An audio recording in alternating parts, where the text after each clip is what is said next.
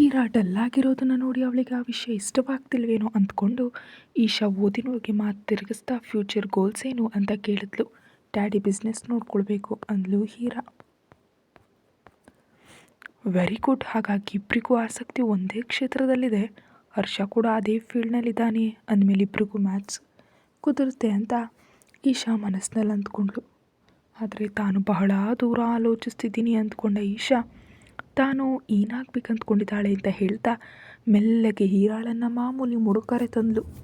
ಸ್ವಲ್ಪ ಹೊತ್ತು ಹರಟೆ, ಸ್ವಲ್ಪ ಹೊತ್ತು ಆಟಗಳೊಂದಿಗೆ ಕಾಲ ಕಳೀತಿದ್ರೆ ಅಷ್ಟರಲ್ಲಿ ಹೊರಗಿನಿಂದ ಖುಷಿ ಅಂತ ಅರ್ಚದಲ್ಲೇ ಬಂದ ಅನ್ವಿಕಾಳ ಕೂಗಿಗೆ ಅಪ್ಪಟ ನಿದ್ರೆಯಿಂದ ಎದ್ದ ಖುಷಿ ಮಮ್ಮ ಅನ್ನುತ್ತಾ ಕಣ್ಣು ಉಜ್ಕೊಳ್ತಾ ಹೀರಾ ಹತ್ರ ಹೋಗಿ ಕೂತ್ಲು. ಒಳಗೆ ಬಂದ ಅನ್ವಿಕಾ, ಏನೇ ಇವತ್ತು ಸ್ಕೂಲ್ ಬಂದಾಗಿದೆಯಾ ಅಂತ ಕೇಳಿದ್ಲು. ಬಿಸಿಲಿನಲ್ಲಿ ಓಡಾಡಿ ಬಂದಿದ್ದಕ್ಕೋ ಏನೋ ಅವಳ ಮುಖ ಕೆಂಪಗಾಗೋಗಿತ್ತು. ಗೊತ್ತಾಗ್ಬಿಡ್ತಾ ಮಮ್ಮಿ ಅಂತ ಕಿಸಕ್ಕನೆ ನಗ್ದ. ನನಗೇನು ತಪ್ಪಿಲ್ಲ ಮಮ್ಮಿ, ಡ್ಯಾಡಿ ನಿನಗೆ ಹಾಗೆ ಹೇಳೋದಕ್ಕೆ ಹೇಳಿದ್ರು, ಬೇಕಿದ್ರೆ ಡ್ಯಾಡಿನೇ ಕೇಳು ಅಂತ ಕಣ್ಣು ಹೊಡೆದ್ಲು. ಮಮ್ಮಿ, ತಂಗಿ ನನ್ನ ಜೊತೆಯೇ ಇರಲಿ, ನಂಗೆ ಬೋರ್ ಆಗ್ತಿದೆ ಅವಳು ಇಲ್ದಿದ್ರೆ ಅಂದ್ಲು ಹೀರಾ.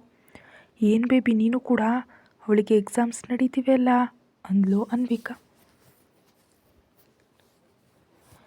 ನೀವು ಸುಮ್ಮನೆ ಇರಿ ಆಂಟಿ, ಅವಳೇನೋ MBBS ಎಕ್ಸಾಮ್ ಮಿಸ್ ಮಾಡ್ಕೊಳ್ತಿದ್ದಾಳೆ ಅನ್ನೋ ಹಾಗೆ ಆಡ್ತಿದ್ದೀರಿ ಅಂದ್ಲು ಈಶಾ. ಪ್ಲೀಸ್,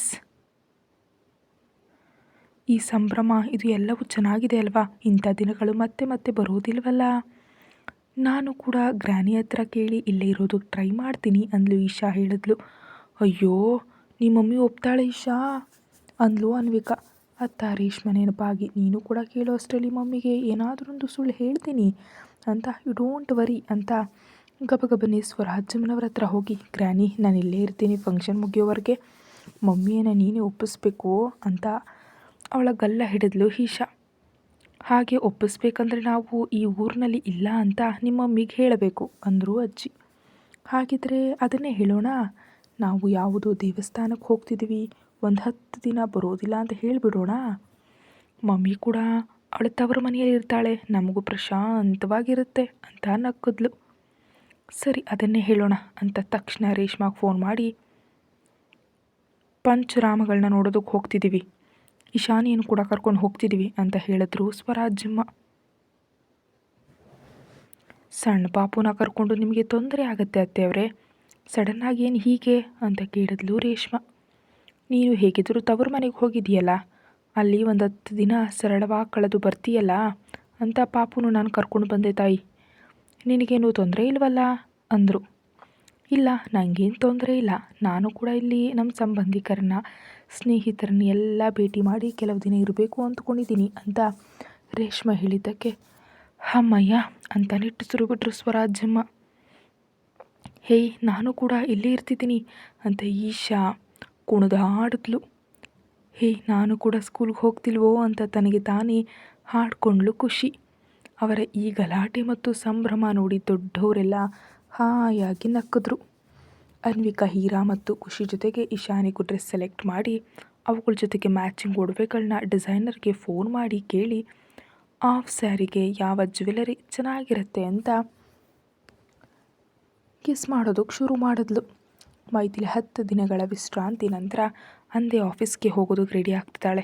ಮೊದಲ ಬಾರಿ ಒಂದು ಜೀವದ ಬೆಲೆ ಮತ್ತು ಅದರ ಮೇಲೆ ಬೆಳೆಸ್ಕೊಂಡ ಮಮಕಾರದ ರುಚಿ ನೋಡಿದ ಮೈಥಿಲಿಗೆ ಎಷ್ಟೇ ಮರೆಯೋಣ ಅಂದರೂ ಆ ನೋವು ಕಡಿಮೆ ಆಗ್ತಾ ಇಲ್ಲ. ಅದನ್ನು ತಿಳ್ಕೊಂಡು ವಿನಯ್, ಅಮ್ಮ ಮದುವನ್ನ ಎಲ್ಲಾದರೂ ಹೊರಗಡೆ ಕರ್ಕೊಂಡು ಹೋಗ್ಲಾ ಅಂತ ಕೇಳಿದ. ನಿನ್ನ ಹೆಂಡತಿಯನ್ನು ಕರ್ಕೊಂಡು ಹೋಗೋದಕ್ಕೆ ನನ್ನ ಪರ್ಮಿಷನ್ ಯಾಕೆ, ಕರ್ಕೊಂಡು ಹೋಗು. ಹಾಗಾದರೂ ಅವಳು ಸ್ವಲ್ಪ ನಗ್ತಾಳೆ. 10 ದಿನ ಆಯಿತು ಅವಳ ಮುಖದಲ್ಲಿ ನಗು ನೋಡಿ ಅಂದರು ಸುಜಾತ. ತಕ್ಷಣ ಟ್ರಿಪ್ಗೆ ಟಿಕೆಟ್ ಬುಕ್ ಮಾಡಿದ ವಿನಯ್ ಮೈಥಿಲಿ ಆಫೀಸ್ಗೆ ಹೋಗಲು ರೆಡಿ ಆಗ್ತಿದ್ರೆ ಅವಳ ಬ್ಯಾಗ್ ಕಿತ್ತು ಪಕ್ಕಕ್ಕೆಸ್ತ. ಏನಾಯಿತು ಅಂದ್ಲು ಮೈಥಿಲಿ ಸಣ್ಣ ಧ್ವನಿಯಲ್ಲಿ. ಆಫೀಸ್ಗೆಲ್ಲ ಕೆಲವು ದಿನ ನಾವು ಹೊರಗಡೆ ಹೋಗಬೇಕು, ಬ್ಯಾಗನ್ನು ಪ್ಯಾಕ್ ಮಾಡ್ಕೊಬಾ ಅಂದಾಗ, ನಾನು ಎಲ್ಲಿಗೂ ಬರಲ್ಲ ವಿನಯ್, ಆಫೀಸ್ಗೆ ಹೋಗ್ತೀನಿ ಅಂದ್ಲು. ಮಧು ಮೊಂಡಾಟ ಮಾಡಬೇಡ, 10 ದಿನ ನೀನು ಏನು ಮಾಡಿದ್ರೂ ಸೈಲೆಂಟಾಗಿದ್ದೆ, ಈಗ ನಾನು ಹೇಳಿದಾಗ ಕೇಳಬೇಕು ನಡಿ ಅನ್ನುತ್ತಾ ರೂಮಿನೊಳಗೆ ಎಳ್ಕೊಂಡು ಹೋದ. ತನುಜಾ ಮತ್ತು ಸುಜಾತರನ್ನು ಜಾಗೃತಿಯಾಗಿ ನೋಡಿಕೊಳ್ಳುವಂತೆ ಪವನ್ ದಂಪತಿಗೆ ಹೇಳಿ ಅಂದು ಸಾಯಂಕಾಲ ಮೈಥಿಲಿ ಜೊತೆ ಪ್ರವಾಸಕ್ಕೆ ಹೊರಟ ವಿನಯ್.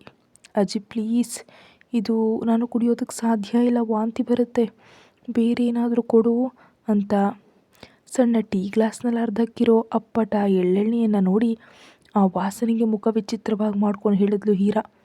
ಹಾಗನ್ಬಾರ್ದಮ್ಮ, ಈಗ ಇದನ್ನು ಕುಡಿದ್ರೇ ಎಳೆತವಾಗಿರೋ ನಿನ್ನ ನಡುಬಳ್ಳಿಯ ಮೂಳೆಗಳು ಗಟ್ಟಿಯಾಗಿ ಭವಿಷ್ಯದಲ್ಲಿ ನಡುವು ನೋವು ಬರದಂತೆ ಸಹಾಯ ಮಾಡುತ್ತೆ. ಇದ್ರ ಜೊತೆ ಈ ಬೆಲ್ಲದಚ್ಚನ್ನು ಚಪ್ಪರಿಸಿದ್ರೆ ಚೆನ್ನಾಗಿರುತ್ತೆ. ನನ್ನ ಬಂಗಾರ ಅಲ್ವಾ, ಈ ಸ್ವಲ್ಪ ಕುಡಿಯಮ್ಮ ಅಂತ ಅರ್ಧ ಗಂಟೆಯಿಂದ ಕೇಳ್ತಿದ್ರು ವಾಸವಿ. ಹೀರಾ ಬೇಡ ಎನ್ನುತ್ತಲೇ ಇದ್ಲು. ಅವರ ಗಲಾಟೆಯನ್ನು ಕುತೂಹಲದಿಂದ ಕೆನ್ನೆಗಳ ಮೇಲೆ ಕೈ ಇಟ್ಕೊಂಡು ನೋಡ್ತಿದ್ರು ಖುಷಿ ಮತ್ತು ಇಶಾ. ಮಗುವಿಗೆ ಹಾಲು ಕುಡಿಸಿ ನಿದ್ರೆ ಮಾಡಿಸಿ ಬಂದ ಅನ್ವಿಕಾ ಏನತ್ತೇವ್ರೆ ಅಂದಾಗ ಅಲ್ಲಿನ ವಿವರ ಹೇಳಿ ಹೇಗಾದರೂ ಮಾಡಿ ಅವಳ ಕೈಲಿ ಗ್ಲಾಸ್ ಖಾಲಿ ಮಾಡಿಸು ಅನ್ವಿಕಾ, ಬಿಡಬೇಡ ಅಂತ ಗಟ್ಟಿಯಾಗಿ ಅಡುಗೆ ಮನೆಗೆ ಹೋದರು. ಇಷ್ಟೇ ಅಲ್ವಾ ಅಮ್ಮ, ಕಣ್ಣು ಮುಚ್ಕೊಂಡು ಕುಡ್ಬಿಡು ಅಂದ್ಲು ಅನ್ವಿಕಾ. ನನಗೆ ಬೇಡಮ್ಮಮ್ಮ, ದೊಡ್ಡವರು ಏನು ಮಾಡಿದ್ರು ಏನು ಹೇಳಿದ್ರು ನಮಗಾಗಿ ಹೇಳ್ತಾರೆ ತಾಯಿ. ಹೀಗೆ ಹೇಳೋರು ಇರಬೇಕು ಅಂದರೂ ಎಷ್ಟೋ ಪುಣ್ಯ ಮಾಡಿರಬೇಕು. ನನಗಂತೂ ನನ್ನ ಫಸ್ಟ್ ಪೀರಿಯಡ್ ಸಮಯದಲ್ಲಿ ತುಂಬ ಭಯ ಆಗಿತ್ತು ಅಂತ ಅನ್ವಿಕಾ ಬಾಯಿಂದ ಅಚಾನಕ್ಕಾಗಿ ಬಂದುಬಿಡ್ತು. ಏನಾಯಿತು ಮಮ್ಮ ಅಂತ ಹೀರಾ ಕೇಳ್ತಿದ್ದಾಗ ಇದು ಕುಡಿದ್ರೆ ಹೇಳ್ತೀನಿ ಅಂದ್ಲು ಅನ್ವಿಕಾ. ಹೀರಾ ಅನಿವಾರ್ಯವಾಗಿ ಮುಖ ಗಂಟಿಕ್ಕೊಂಡು ಮೂಗು ಕಣ್ಣು ಗಟ್ಟಿಯಾಗಿ ಮುಚ್ಚಿ ಒಂದೇ ಉಸಿರಿಗೆ ಎಣ್ಣೆ ಕುಡಿದು ಬೆಲ್ಲದಚ್ಚನ ಬಾಯಿಗೆ ಹಾಕೊಂಡ್ಳು.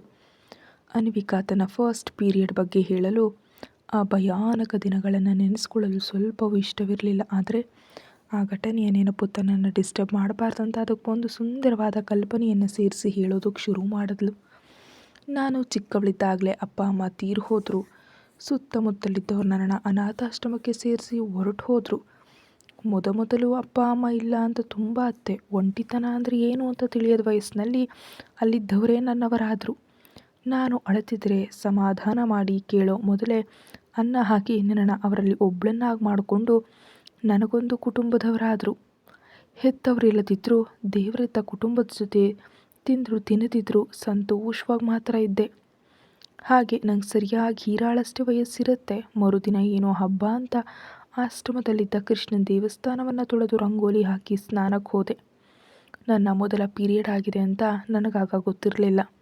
ಏನೋ ಆಯಿತು ಅಂತ ಗಾಬರಿಯಾಗಿ ಆಯಾಳನ್ನು ಕರೆದು ಹೇಳಿದಾಗ ಅವಳು ನಕ್ಕು, ದೊಡ್ಡವಳಾದೆ ಅನ್ವಿಕಮ್ಮ ಅಂತ ಅಲ್ಲಿನ ಮಿಕ್ಕ ಮಹಿಳೆಯರ ಜೊತೆ ಸೇರಿ ನನಗೆ ಹಳದಿ ಕುಂಕುಮ ಕೊಟ್ಟು ಒಂದು ಕೋಣೆಯಲ್ಲಿ ಕೂರಿಸಿದ್ರು. ಹೇಳೋದನ್ನು ನಿಲ್ಲಿಸಿದ ಅನ್ವಿಕಾ ಆ ಭಯಾನಕ ಘಟನೆಯನ್ನು ದಾಟಲು ಒಂದು ಬಾರಿ ಜೋರಾಗಿ ಉಸಿರು ಬಿಟ್ಟು ಮುಂದುವರೆಸಿದ್ಲು. ಹಾಗೆ ನನಗೆ 11ನೇ ದಿನ ಸ್ನಾನ ಮಾಡಿಸಿ ಕೃಷ್ಣನ ದೇವಸ್ಥಾನದ ಹತ್ರ ಕರೆತಂದು ಪೂಜೆ ಮಾಡಿಸಿದ್ರು. ಅದೇ ದಿನ ಯಾರೋ ಬಂದಿದ್ದರು. ನಮ್ಮ ಆಶ್ರಮದ ಎಲ್ರಿಗೂ ಬಟ್ಟೆ ಪುಸ್ತಕಗಳನ್ನ ಹಂಚ್ತಿದ್ರು. ಒಬ್ಬ ಹುಡುಗಿ ನನ್ನ ಹತ್ರ ಬಂದು ಹೊಸ ಬಟ್ಟೆ ಪ್ಯಾಕೆಟ್ ಚಾಕ್ಲೇಟ್ ಕೊಟ್ಟು ನಕ್ಕಳು. ನಾನು ನಗ್ದೆ. ಅವಳು ನನ್ನ ಹೆಸರು ಶ್ರೀಜಾ ಅಂದ್ಲು. ನಿನ್ನ ಹೆಸರು ಏನು ಅಂತ ಕೇಳಿದ್ಲು. ನಾನು ಅನ್ವಿಕಾ ಅಂತ ಹೇಳಿದೆ.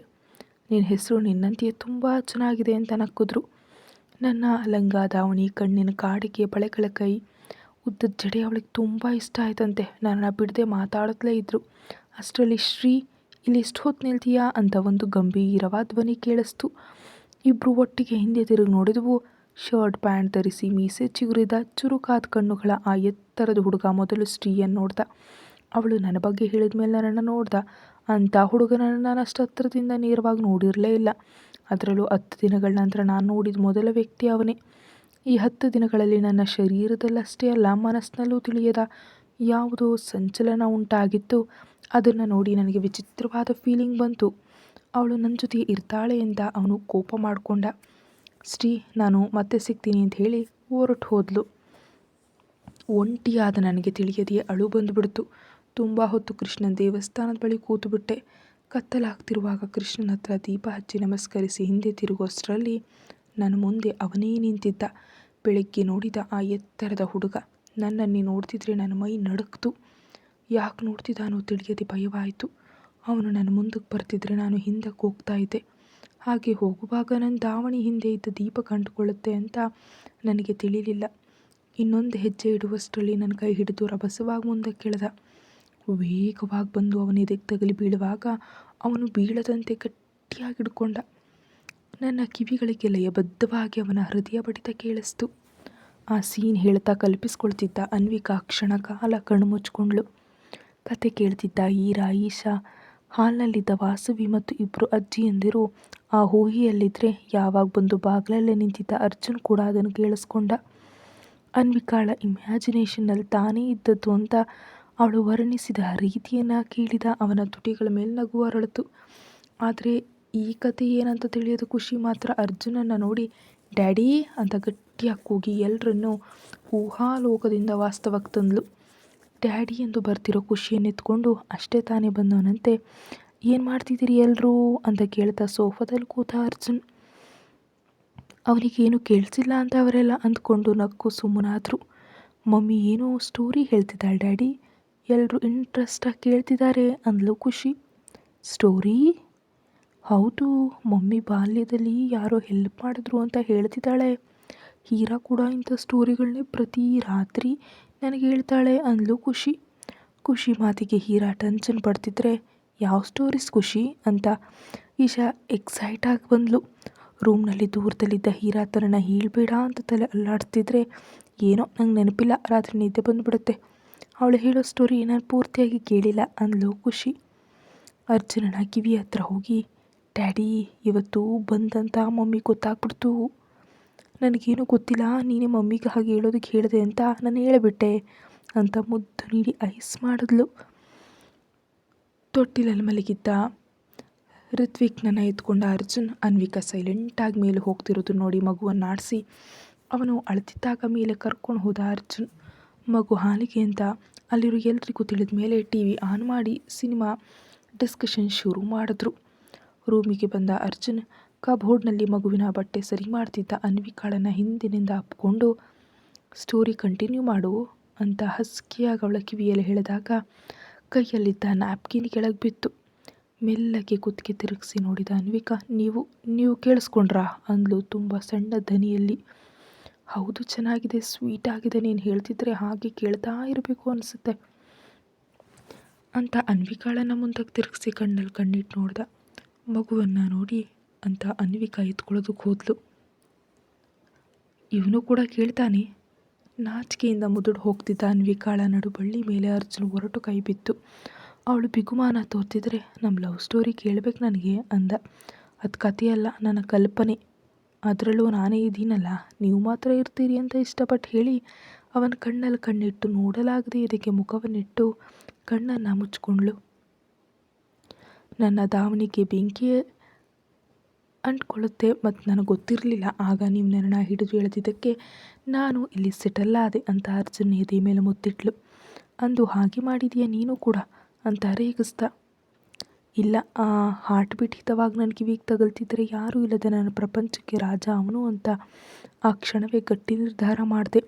ಆ ರಾಜ ನನಗೆ ಸಿಗ್ತಾನೋ ಇಲ್ವೋ ಎಂಬ ಆಲೋಚನೆ ಕೂಡ ಇರಲಿಲ್ಲ. ಆಗ ಕದಲದೆ ನಿಂತಿದ್ದ ಅವಳನ್ನ ಬಿಟ್ಟು ಚುರುಕಾಗಿ ನೋಡ್ಕೊಂಡಿರಬಾರ್ದೆ, ಸ್ವಲ್ಪ ಇದ್ದಿದ್ರೆ ದಾವಣಿಗೆ ದೀಪ ಹತ್ಕೋತಿತ್ತು ಅಂತ ಗದರಿಸಿ, ಇಲ್ಲಿ ನಿನಗೇನಾದರೂ ಕಾಲುಂಗರ ಕಾಣ್ತಾ ಅಂತ ಕೇಳ್ದ.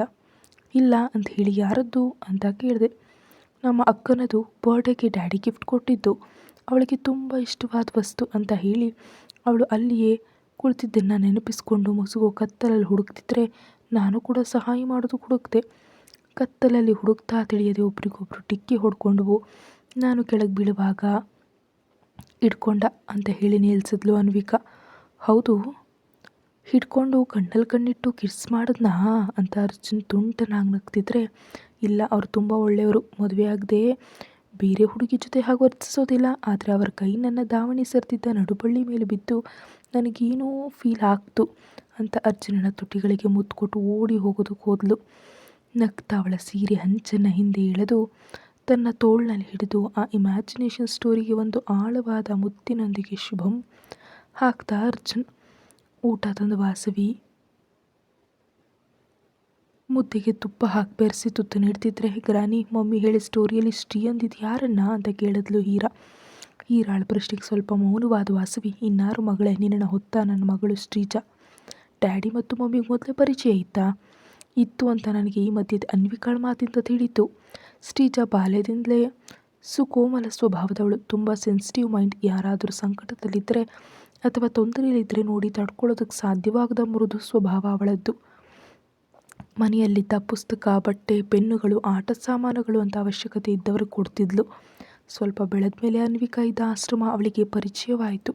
ಅಲ್ಲಿಗೆ ಹೋಗೋದು ಅವಳಿಗೆ ಅಭ್ಯಾಸವಾಯಿತು.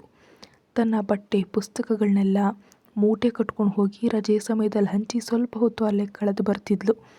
ಆಗ ನನಗೆ ಪೊಗರು, ಕಣ್ಣು ಮರೆಯಾಗಿ ಆ ಬಡ ಮಕ್ಕಳ ಹತ್ರ ಹೋಗ್ಬಿಡ ಅಂತ ಬೈದು ಕಿರಿಸ್ತಿದ್ದೆ. ನನಗೆ ತಿಳಿಯದ ಹಾಗೆ ತನ್ನ ತಮ್ಮನ ಜೊತೆ ಹೋಗ್ತಿದ್ಲು. ಆಗಲೇ ಅನ್ವಿಕಾ ಪರಿಚಯವಾಗಿತ್ತು. ಇಬ್ಬರಿಗೂ ಪರಿಚಯ ಬೆಳೀತು. ಇನ್ನೊಂದಿಷ್ಟು ದಿನ ಇದ್ದಿದ್ದರೆ ಅನ್ವಿಕಾಳ ಕಷ್ಟಗಳು ಕೂಡ ಅವಳಿಂದ ತೀರ್ತಿದ್ವೇನೋ. ಆದರೆ ನಾವು ಮಾಡಿದ ಕೆಲಸದಿಂದಲೇ ಅವಳು ಅಮೇರಿಕಾಗೆ ಹೋಗ್ಬಿಟ್ಲು ಅಂತ ಕಣ್ಣೀರು ಹಾಕ್ತಾ ಮೊಮ್ಮಗಳಿಗೆ ತಿನ್ನಿಸಿದ್ರು ವಾಸವಿ. ಕೈ ತೊಳ್ಕೊಂಡು ಹೀರಾಳ ತುಟಿಗಳನ್ನ ಒರೆಸಿ, ನೀನು ಕೂಡ ಅಮ್ಮನ ಹಾಗೆ ಅನಾಥ ಮಕ್ಕಳಿಗೆ, ನೆಲೆ ಇಲ್ಲದವರಿಗೆ ಹೆಲ್ಪ್ ಮಾಡಬೇಕು, ಆಗಲೇ ಅವಳ ಆತ್ಮಕ್ಕೆ ಶಾಂತಿ ಸಿಗುತ್ತೆ ಅಂತ ಹಣೆ ಮೇಲೆ ಮುತ್ತಿಟ್ಟು, ಒಳ್ಳೇದಾಗಲಿ, ಏನೂ ತೊಂದರೆ ಇಲ್ವಲ್ಲ ಅಂತ ಕೇಳಿದ್ರು. ದಿನಕ್ಕೆ 10 ಬಾರಿ ಕೇಳ್ತೀಯಾ, ನನಗೇನಾಗುತ್ತೆ ಅಂತ ನಕ್ಕದ್ಲು ಹೀರಾ. ವಾಸವಿ ಹೋದ್ಮೇಲೆ ನಿಮ್ಮ ಮಮ್ಮಿ ಸ್ಟೋರಿ ಏನು ಹೀರಾ ಅಂತ ಈಶಾ ಕೇಳಿದ್ಲು. ಅವಳಿಗೆ ಪೂರ್ತಿ ತಿಳಿಯೋದು. ತಂದೆ ಜೊತೆ ಇದ್ದಾಗ ಒಂದು ರೀತಿಯಲ್ಲಿ ಹೇಳಿದ, ಅರ್ಜುನನ ಹತ್ರ ಬಂದ ಮೇಲೆ ಒಂದು ರೀತಿ ತಿಳಿಯಿತು. ಅನ್ವಿಕಾ ಪೂರ್ತಿಯಾಗಿ ಅವಳಿಗೆ ಅಮ್ಮನಾದ ಮೇಲೆ ನಿಜವಾದ ಕತೆ ತಿಳಿಯಿತು. ಅವೆಲ್ಲವನ್ನ ಯಾರ ಜೊತೆಯೂ ಹಂಚ್ಕೊಳ್ಳೋದು ಅವಳಿಗೆ ಇಷ್ಟವಿರಲಿಲ್ಲ. ಒಂದು ವೇಳೆ ತನ್ನ ತಾಯಿಯನ್ನು ಕೀಳಾಗಿ ಕಾಣ್ತಾರೆ ಅಥವಾ ತನ್ನ ಮೇಲೆ ಕರುಣೆ ತೋರಿಸ್ತಾರೆ ಎಂಬ ಭಯ ಅವಳದ್ದು. ಆದ್ದರಿಂದ ಏನೋ ನನಗೆ ಸರಿಯಾಗಿ ಅರ್ಥ ಆಗಲಿಲ್ಲ. ಗ್ರಾನಿ ಹೇಳಿದ್ಲು, ಆದರೆ ಅವಳು ಅಳ್ತಿದ್ರೆ ನಾನು ಹೆಚ್ಚಿಗೆ ಕೇಳಲಿಲ್ಲ ಅಂತ ಸುಳ್ಳು ಹೇಳಿ, ಇಟ್ಸ್ ಓಕೆ, ಗೇಮ್ ಆಡೋಣ ಅಂತ ಟ್ಯಾಬ್ ಓಪನ್ ಮಾಡಿದ್ರು. 11ನೇ ದಿನ ಚೆನ್ನಾಗಿರುತ್ತೆ ಅಂತ ಅಂದೆ. ಸ್ನಾನ ಮಾಡಿಸೋದಕ್ಕೆ ಪುರೋಹಿತರು ಹೇಳಿದ್ರಿಂದ ಹೀರಾಳ ಆಫ್ ಸ್ಯಾರಿ ಫಂಕ್ಷನ್ ಕೆಲಸಗಳು ಬಹಳ ವೇಗವಾಗಿ ಶುರುವಾದವು. ಮನೆಯ ಗಾರ್ಡನ್ನಲ್ಲಿ ಕೇವಲ ಲೇಡೀಸ್ಗೆ ಮಾತ್ರ ಆಮಂತ್ರಣ ನೀಡಿದ್ದಾಳೆ ಅನ್ವಿಕಾ. ಅದಕ್ಕಿಂತ ಹೆಚ್ಚಾಗಿ ಪಾಪ ಬಗ್ಗೆ ತಿಳಿಸೋದು ಅರ್ಜುನನಿಗೂ ಅನ್ವಿಕಾಗೂ ಇಷ್ಟವಿರಲಿಲ್ಲ. ಪಕ್ಕದ ಮನೆಯವರು, ತಿಳಿದಿರೋ ಫ್ರೆಂಡ್ಸ್ ಮತ್ತು ಕಲೀಗ್ಸ್ ಅವರನ್ನು ಮಾತ್ರ ಆಹ್ವಾನಿಸಿದ್ಲು. ಆ ದಿನ ಬೆಳಗ್ಗೆ ಹೀರಾಳಿಗೆ ಹಳದಿ ನೀರಿನಿಂದ ಮೊದಲು ಸ್ನಾನ ಮಾಡಿಸಿ, ನಂತರ ಗುಲಾಬಿ ನೀರು ಮತ್ತು ಸುಣ್ಣದ ಪುಡಿಯಿಂದ ತಲೆ ಸ್ನಾನ ಮಾಡಿಸಿದ್ರು. 11 ದಿನಗಳ ಕಾಲ ಅಮ್ಮ, ಅಜ್ಜಿ ಮತ್ತು ಅನ್ವಿಕಾಳ ಕೈಯಡಿಗೆಯಿಂದ ಸ್ವಲ್ಪ ಸಣ್ಣಗಿದ್ದವಳೀಗ ಮುದ್ದಾಗಿ ಕಾಣ್ತಿದ್ದಾಳೆ. ಮೈಗೆ ಹಳದಿ ಚಂದನ ಹಚ್ಚಿದ್ರಿಂದ ಸಂಜೆ ಬಿಸಿಲಿನ ಕಾಂತಿಯಂತೆ ಪಳಪಳನೆ ಮಿಂಚುತ್ತಿದ್ದಾಳೆ. ಹೀರಾಳ ಸ್ನಾನದ ನಂತರ ಇಡೀ ಮನೆಯನ್ನು ಶುದ್ಧಿ ಮಾಡಿಸಿ ಪೂಜೆಗೆ ಸಿದ್ಧ ಮಾಡಿದ್ರು. ಗಾಢ ಹಸಿರು ದಾವಣಿ ಮತ್ತು ಮೆಂತೆಯ ಬಣ್ಣದ ಲಂಗ ತೊಟ್ಟು ಎಮ್ರಾಲ್ಡ್ ಡೈಮಂಡ್ ಜ್ಯುವೆಲರಿ ಸೆಟ್ ಧರಿಸಿ ಹೀರಾಳನ್ನು ಅಂದವಾಗಿ ಅಲಂಕರಿಸಿದ್ಲು ಅನ್ವಿಕಾ. ತನ್ನ ಚಿಕ್ಕಂದಿನ ಆಸೆಗಳನ್ನೆಲ್ಲ ಹೀರಾಳ ಮೇಲೆ ತೀರಿಸ್ಕೊಳ್ತಿದ್ಲು. ಅರ್ಧದಷ್ಟು ಇರೋ ಕೂದಲನ್ನು ಸುರುಳಿ ಮಾಡಿ ಸೈಡ್ ಸ್ಟೋನ್ ಕ್ಲಿಪ್ ಇಟ್ಟು ಮಿಕ್ಕಿದ್ದನ್ನು ಹಾಗೆ ಬಿಟ್ಲು. ಎಮ್ರಾಲ್ಡ್ ಇರೋ ಜುಮ್ಕಿಗಳಿಗೆ ಸೆಟ್ ಆಗೋ ಚೈನ್ ಹಾಕಿ ಸಿಂಪಲ್ ಹೇರ್ ಸ್ಟೈಲನ್ನೇ ಅಂದವಾಗಿ ಬದಲಿಸಿದ್ಲು. ಅಲಂಕಾರ ಎಲ್ಲ ಮುಗಿದ ಮೇಲೆ ನೇಲ್ ಪಾಲಿಶ್ ಹಚ್ಚಿದ ಅನ್ವಿಕಾ, ಮುದ್ದಾಗಿ ಕಾಣ್ತಿದ್ಯಾ ಬಂಗಾರ ಅಂದ್ಲು. ಡ್ರೆಸ್ ಬಹಳ ಇಷ್ಟ ಆಯಿತು ಮಮ್ಮ ಅಂತ ಅಪ್ಕೊಂಡ್ಲು ಹೀರಾ. ವೈಟ್ ಫ್ರಾಕ್ನಲ್ಲಿ ರೆಡಿಯಾದ ಖುಷಿ ಮನೆಯಾದ್ಯಂತ ಓಡಾಡ್ತಾ ಮಮ್ಮಿ ಮತ್ತು ಡ್ಯಾಡಿಗೆ ಇನ್ಫಾರ್ಮೇಷನ್ ಕೊಡ್ತಿದ್ಲು. ಶಾಲೆಗೆ 10 ದಿನ ರಜೆ ಸಿಕ್ಕಿದ್ದಕ್ಕೆ ಸಂಭ್ರಮ ಅವಳದ್ದು.